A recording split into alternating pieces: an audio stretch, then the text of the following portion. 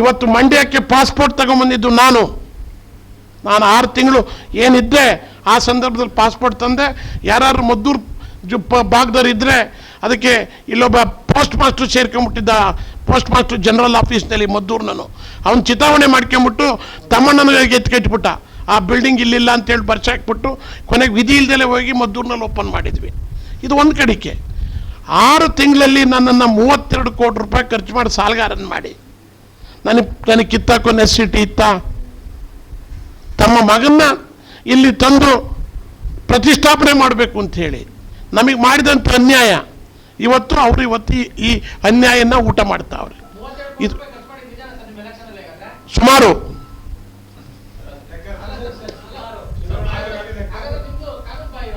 ಅಲ್ಲ, ಈಗ ನಾನು ಸುಮಾರು ಅಂತ ಹೇಳ್ಬಿಟ್ಟಿದ್ದೀನಿ, ಅದು ಕಾನೂನು ಬಾಹಿರ ಅಲ್ಲಿ ಹೋಯ್ತು. ನಾನು ಕರೆಕ್ಟಾಗಿ ಹೇಳಿದ್ರೆ ನೀವು ಹೇಳ್ದಂಗೆ ಹಿಡ್ಕೋಬೋದಾಗಿತ್ತು. ನೀವು ನಾನು ಚೇಂಜ್ ಮಾಡ್ಕೊಂಡಿದ್ದೀನಿ. ಆಯ್ತು, ಮುಂದೆ ಕೇಳಿ. ಭಾಳ ಕಷ್ಟ ಇದ್ದೀರಿ ನೀವು ಅದಕ್ಕೋಸ್ಕರಲೇ. ಅದು ಬಿಡೋಣ, ಆಯ್ತು. 200 ಕೋಟಿ ಖರ್ಚು ಮಾಡಿದಾರೆ ಅವರು ಒಂದೊಂದು ಎಲೆಕ್ಷನ್ಗೆ. ನೀನು 32 ಕೋಟಿ ನಮ್ಮನ್ನು ತೀರಿಸಿದ್ರಲ್ಲ ಅಂತ 6 ತಿಂಗಳಿಗೆ. ನಾನು ಮಾಡಿದ ಪಾಪ ಏನು? ಏನ ಅಮೌಂಟ್ ಅವ್ರಿಗೆ ಕೊಟ್ಟಿದ್ದಲ್ಲ ರೀ, ಎಲೆಕ್ಷನ್ನಿಗೆ ಮಾಡಿದ್ದ ಮರಾಯ. ಬಿಡಿ, ಈಗ ತಡಿಯೋಣ ಒಂದು ನಿಮಿಷ. ನಾನೊಂದು ನಿಮಿಷ, ನಾನು ಮಾತಾಡೋದ್ಮೇಲೆ ಮಾತಾಡಿ, ದಯವಿಟ್ಟು ಡಿಸ್ಟರ್ಬ್ ಮಾಡಬೇಡಿ. ನಾನು ಕುಮಾರಣ್ಣವ್ರ ಬಗ್ಗೆ, ದೇವೇಗೌಡರ ಬಗ್ಗೆ ಇವತ್ತು ನಂದೊಂದೇ ವಾದ. ಬೇರೆಯವ್ರಿಗೆಲ್ಲ ನೀವಿಷ್ಟು ಹೋರಾಟ ಮಾಡಿದ್ರಲ್ಲ, ಇವತ್ತು ನಿಮ್ಮಲ್ಲಿ ನಡೆದಿರ್ತಕ್ಕಂಥ ಘಟನೆಗೆ ನೀವು ಈಚೆಗೆ ಬರಬೇಕು. ಧಮಕಿ ಹಾಕೋದು ಬೇಡ ಯಾರಿಗೂ. ನೇರವಾಗಿ ಹಾಸನಕ್ಕೆ ಹೋಗೋಣ, ನಮ್ಮನ್ನು ಕರೀರಿ, ನೀವು ಬರ್ರಿ, ಆ ಸಂತ್ರಸ್ತರಿಗೆ ಏನೇನಾಗಿದೆ ಅನ್ನೋದ್ರ ಬಗ್ಗೆ ಹೋರಾಟ ಮಾಡೋಣ ಅಂತಕ್ಕಂಥದ್ದನ್ನು ಮಂಡ್ಯದ ಮೂಲಕನೇ ಕರಿಬೇಕು ಅಂತೇಳಿ ನಾನು ಹೆಂಗಿದ್ರು ನಿಮಗೆಲ್ಲ ಜ್ಞಾಪಕ ಮಾಡೋಗೋಣ. ಅಪರ ದಿವಸ ಆಗಿದೆ ನಾವು ಬಂದು ಅಂತೇಳಿ ಬಂದಿದ್ದೀನಿ ನಾನು. ಇದು ಒಂದು ಕಡೆಗೆ. ನಾನು ಒಬ್ಬನೇ ಅಲ್ಲ, ಇಡೀ ನಮ್ಮ ಒಕ್ಕಲಿಗ ಕುಟುಂಬಗಳನ್ನು ಮೂಲೆ ಗುಂಪು ಮಾಡಿದ್ದೆ ಇವ್ರ ಕಾಲದಲ್ಲಿ. ನಾಗೇಗೌಡರು ಇರ್ಬೋದು, ಬೈರೇಗೌಡರು ಇರ್ಬೋದು, ಬಚ್ಚೇಗೌಡರು ಇರ್ಬೋದು, ವೈಕೆ ರಾಮಯ್ಯ ಇರ್ಬೋದು, ಚಲುವರಾಯಸ್ವಾಮಿ ಇರ್ಬೋದು, ನಾನಿರ್ಬೋದು, HD ಕೃಷ್ಣಪ್ಪನವ್ರು ಇರ್ಬೋದು.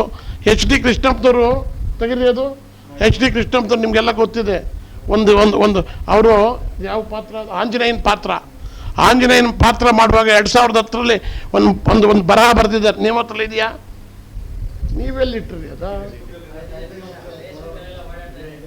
ಎಲ್ಲ ತಡಿಯೋಣ, ಒಂಚೂರು ತೋರ್ತೀನಿ.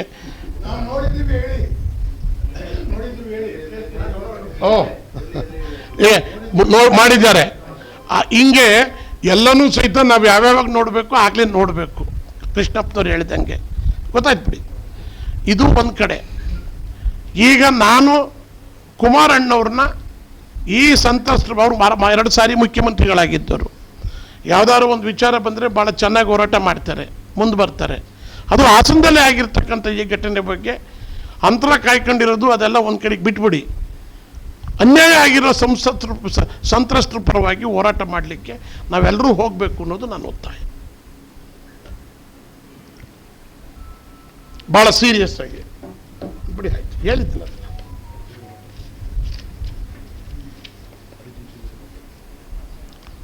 ಹೇಳಿ, ಇನ್ನೇನಾರು ಕೇಳ್ತೀರಾ? ಆ ಪಟ್ಟಿ ಅಂದರೆ ಹೊಸಪಟ್ಟಿಲ್ಲ, ನಾಳೆ ಪಟ್ಟಿಲಿ. ನೀನು ಹಿಂಗೆ ಆಗ್ಬಿಟ್ರೆ ಕಷ್ಟ ರೀ. ನೀವು ಅಭಿಮಾನಿಗಳೆಲ್ಲ ಬಿಡ್ರಿ ನಮಗೆ ನೀವು. ಆಮೇಲೆ ಕುಮಾರಣ್ಣರಿಗೆ ನಾನು ಒಂದು ವಿನಂತಿ ಮಾಡ್ತೀನಿ. ಅನ್ಯಾಯ ಆಗಿರೋದು ನಿಮ್ಮ ಕುಟುಂಬದಿಂದ ಈ ಘಟನೆ. ಬೇರೆ ಎಲ್ಲರಿಗೂ ಧಮಕಿ ಗಿಮ್ಕಿ ಹಾಕೋದು ಬಿಟ್ಬಿಡಿ. ಹಾಸನದ ಒಬ್ಳು ಹೆಣ್ಮಗಳು ಜಿಲ್ಲಾಧಿಕಾರಿ ಏನು ಸತ್ಯಭಾಮ ಅಂತ ಏನು ಹೇಳಿದ್ಲು ಮೊನ್ನೆ. ಆಕೆ ಒಬ್ಳು ಹೆಣ್ಮಗಳಾಗಿ ಅಲ್ಲಿ DC ಆಗಿದ್ದಾಳೆ. ಅವಳದು ಜವಾಬ್ದಾರಿ ಇದೆ. ಈ ಘಟನೆ ಎಲ್ಲ ನಡೀತಿತ್ತಲ್ಲ, ಇಲ್ಲಿ ನರೇಂದ್ರ ಮೋದಿ ಅವ್ರದ್ದು ಅಪರಾಧ ಇದೆ. ಅಮಿತ್ ಶಾ ಅವರು 100 ಸಾರಿ ಹೇಳಿದ್ರಂತೆ ಟಿಕೆಟ್ ಕೊಡೋದು ಬೇಡ ಅಂತ. ಟಿಕೆಟ್ ಕೊಡುವಾಗಲೇ ಇವೆಲ್ಲನೂ ನೋಡಬೇಕಾಗಿತ್ತು. ಇವೆಲ್ಲ ಆಗಲೇ ನೋಡಿದ್ರೆ ಇವೆಲ್ಲ ಏನೂ ಬರ್ತಿರಲಿಲ್ಲ. ಈಗೆಲ್ಲ ಕೊಟ್ಟು ಮಾಡಿ ಚುನಾವಣೆಗೆ ಬಂದು ಇವತ್ತು ಇವೆಲ್ಲ ಆಗೋಗಿದೆ. ಈಗ ಸತ್ಯಭಾಮ ಅವರಿಗೆ ಭಾಳ ಸೀರಿಯಸ್ ಆಗಿ ಮಾತಾಡಿದರು ಕುಮಾರಸ್ವಾಮಿಯವರು. ಏನು ಸತ್ಯಭಾಮ ಅವರು ತಪ್ಪು ಮಾಡಿರೋದು? ಸತ್ಯಭಾಮ ಅವರು ಕರೆಕ್ಟಾಗಿ ಹೇಳಿದ್ದಾರೆ. ಪಾಪದ ಕೊಡ ತುಂಬಿತ್ತು ಹಾಸನದ್ದು, ಅದು ಕಾಲ ಬಂದಿದೆ ಅಂತಕ್ಕಂಥ ಮಾತು ಹೇಳಿದ್ದಾರೆ. ಅವರೇನು ದೇವೇಗೌಡರಿಗಾಗಲಿ ಕುಮಾರಸ್ವಾಮಿ ಅವ್ರಿಗಾಗಲಿ ಹೇಳಿರೋದಿಲ್ಲ. ಅಲ್ಲಿ ರೇವಣ್ಣವರ ಪಾರುಪತ್ಯೆ ಅಷ್ಟೊಂದು ಜೋರಾಗಿ ನಡೀತಾ ಇತ್ತು. ಅದಕ್ಕೋಸ್ಕರ ಇವೆಲ್ಲನೂ ಬಿಟ್ಟು ಆಗಿರೋದು ಆಗೋಗಿದೆ. ಇದು ಯಾರೂ ಮಾಡಬಾರ್ದೇ ಇರ್ತಕ್ಕಂಥ ಘೋರ ಅಪರಾಧವನ್ನು ಮಾಡಿ ಆಗೋಗಿದೆ. ಇದೇನು ಬರೀ ಪ್ರಜ್ವಲ್ ಒಬ್ಬನಿಗೆ ಸೇರಲ್ಲ, ರೇವಣ್ಣಗೂ ಸೇರಿಸಿ. ರೇವಣ್ಣು A1 ಟೆಕ್ನಿಕಲಿ ಹಂಗೆ ಕೇಸ್ ಕೊಟ್ಟಿಲ್ಲ, ಹಿಂಗೆ ಕೇಸ್ ಕೊಟ್ಟಿಲ್ಲ ಅನ್ನೋದು ಬಿಟ್ಟರೆ ಎಲ್ಲದರಲ್ಲೂ ರೇವಣ್ಣವರು ಭಾಗಿಯಿದ್ದಾರೆ. ಅದಕ್ಕೆ ರೇವಣ್ಣವ್ರನ್ನೂ ಬಂಧಿಸಬೇಕು, ಪ್ರಜ್ವಲ್ ರೇವಣ್ಣವ್ರನ್ನೂ ಬಂಧಿಸಬೇಕು. ಇದನ್ನು ಇಲ್ಲಿ ನ್ಯಾಯಯುತವಾಗಿ ಈಗ SIT ಇದೆ, ನಾನು ಒತ್ತಾಯ ಮಾಡ್ತೀನಿ SITಗೆ, ನಿಮಗೆಲ್ಲ ಅವಕಾಶ ಕೊಟ್ಟಿದ್ದಾರೆ. ರೇವಣ್ಣ ಮತ್ತು ಪ್ರಜ್ವಲ್ ರೇವಣ್ಣ ತಪ್ಪು ಮಾಡಿಲ್ವಾ, ಬಹಿರಂಗ ಮಾಡಿ. ಈ ಯಾರು ಇದನ್ನೆಲ್ಲ ಸೃಷ್ಟಿ ಮಾಡಿದ್ದಾರೆ ಏನಾರ ಮಾಡಿದರೆ ಅವ್ರ ಮೇಲೆ ಕ್ರಮ ತಗೊಳ್ಳಿ, ಇಲ್ಲ ಮಾಡಿದರೆ ನಿರ್ದಾಕ್ಷಿಣ್ಯವಾಗಿ ಕ್ರಮ ತಗೊಳ್ಳಿ ಅವ್ರ ಮೇಲೆ. ಇದರಲ್ಲಿ ಎರಡನೇ ಮಾತಿಲ್ಲ ಅಂತಕ್ಕಂಥ ಮಾತನ್ನು ಈ ಸಂದರ್ಭದಲ್ಲಿ ಹೇಳಿ, ನಾನು ಪ್ರಧಾನಮಂತ್ರಿಗಳಿಗೆ ಮತ್ತು ಅಮಿತ್ ಶಾ ಅವರಿಗೆ NDAಯಿಂದ ಮೊದಲು ಈ JDS ಪಕ್ಷವನ್ನು ಇದನ್ನು ಈ ವಿಶ್ವಾಸನ ಬಿಡಬೇಕು ನೀವು. ಯಾಕೆಂದ್ರೆ ಇನ್ನೂ ಬೇಕಾದಷ್ಟು ಕಡೆ ನಮ್ಮ ಪಾರ್ಟಿನಲ್ಲಿ ಚುನಾವಣೆ ನಡೀತಾವೆ, ಆ ಚುನಾವಣೆ ಮೇಲೆ ಅವು ಪರಿಣಾಮ ಬೀರಬಾರ್ದು ಅಂತಕ್ಕಂಥ ದೃಷ್ಟಿಯಿಂದ ನಾನು ಈ ಒತ್ತಾಯ ಮಾಡ್ತೀನಿ ಅಂತಕ್ಕಂಥ ಮಾತನ್ನು ನಾನು ಈ ಸಂದರ್ಭದಲ್ಲಿ ಹೇಳ್ತೀನಿ. 100%. ಈಗ ನೀವೇ ಯೋಚನೆ ಮಾಡಿ, ಎಲ್ಲೋ ಒಂದು ಸಣ್ಣ ಇನ್ಸಿಡೆಂಟ್ ಏನಲ್ಲ, ಪ್ರಪಂಚದ ಗೂಗಲ್ನಲ್ಲಿ ಇವತ್ತು ನಿಮ್ಮ ಹೆಸರು ಬರ್ತಾ ಇದೆ ಅಂದರೆ ಇದು ಇಡೀ ಪ್ರಪಂಚದಲ್ಲೇ ಇಂಥ ಒಂದು ದೊಡ್ಡ ಲೈಂಗಿಕ ಹಗರಣ ಎಲ್ಲೂ ನಡೆದಿಲ್ಲ. ಅಲ್ಲ ಏನಾಗಿದೆ ಅಂದರೆ ಅವರಿಗೆ ನೋಡಿ, ಅವರೆಲ್ಲರೂ ಸಹಿತ ಬಾಯ್ಕಾಟ್ ಮಾಡಿ ಅಂತರ ಕಾಯ್ಕೋತಾ ಇದ್ದಾರೆ.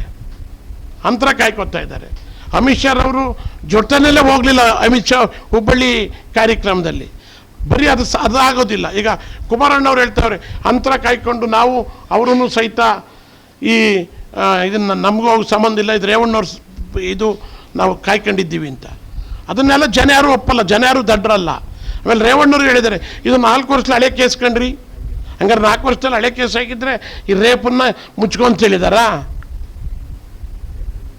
ಮುಚ್ಕೊಂತ ಹೇಳಿದ್ದಾರೆ ಹೇಳಿ. ಇದೆಲ್ಲ ಈಗ ನಾನು ಇನ್ನೂ ಒಂದು ಮಾತು ಹೇಳಬೇಕಾಗುತ್ತೆ, ರೇವಣ್ಣಂದೇನು ಇವತ್ತು ಅಷ್ಟೇನಲ್ಲ. ನಾನು ರೇವಣ್ಣ ಇಂಗ್ಲೆಂಡ್ಗೆ ಹೋಗಿದ್ದೆ ಒಂದು ಸಾರಿ, ಅಲ್ಲೇ ತಗ್ಲಾಕೊಂಬಿಟ್ಟಿದ್ರು ಯಜಮಾನರು. ಅದನ್ನು ನಾನು ಈಗ ಪ್ರಿವಿಲ್ 30 ವರ್ಷದ ಮುಂಚೆ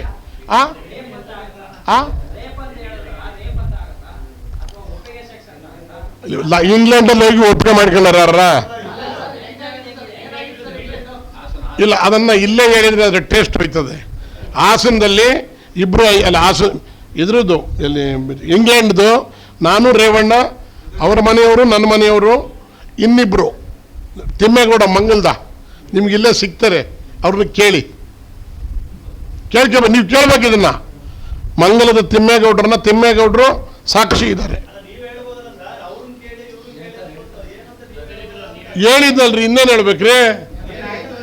ಅನಾಹುತ ಆಗಿತ್ತು ಅಂದೆ, ಅದನ್ನೆಲ್ಲ ನೋಡೋಣ, ಕೇಳಿಲ್ಲ. ಈಗ 1 ನಿಮಿಷ ಕೇಳಿ ಅಣ್ಣ, ನೋಡಿ ಕೇಳಿ.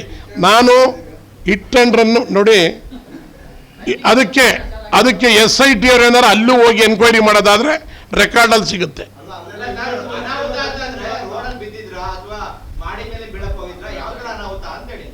ಎಷ್ಟು ಹುಷಾರ ಮಾತಾಡ್ತಿರ್ಲಿಕ್ಕೆ ಯಾಕ್ರಿ ನೀವು? ಈಗ ಏನು ಹಾಸನದಲ್ಲಿ ನಡೆದಿದೆಯೋ ಅದೇ ಅನಾಹುತ ಅಲ್ಲೂ ಆಗಿತ್ತಣ್ಣ, ಅಲ್ಲೂ ಆಗಿತ್ತು. ಬಟ್ ನಾನು ಜೊತೆಲಿ ಹೋಗಿದ್ದನು ಇದು ಹೇಳ್ಬಾರ್ದು ಅಂತ ಹೇಳಿರಲಿಲ್ಲ. ಈಗ ಈ ಘಟನೆ ಆಗಿರೋದ್ರಿಂದ ಹೇಳ್ತಾ, ರೇವಣ್ಣ ಅಂತ ಒಳ್ಳೆ ನಡವಳಿಕೆ ಇರಲಿಲ್ಲ. ಕೆಲವು ಟೈಮ್ ಎಷ್ಟೋ ತಪ್ಪು ಮಾಡ್ತೀವಣ್ಣ, ಅದ್ರೊಳಗೆ ಇದು ಒಂದು ಅಲ್ಲಲ್ಲ. ನಾನು ಮುಚ್ಚಿಡ್ದ ಶಿವರಾಮೇಗೌಡ ಜೊತೆಲಿ ಬಂದ್ಬಿಟ್ಟು ಇದೆಲ್ಲ ಬಂದು ಹೇಳ್ದ ಅಂತ ನನಗೇನನ್ನೋರು.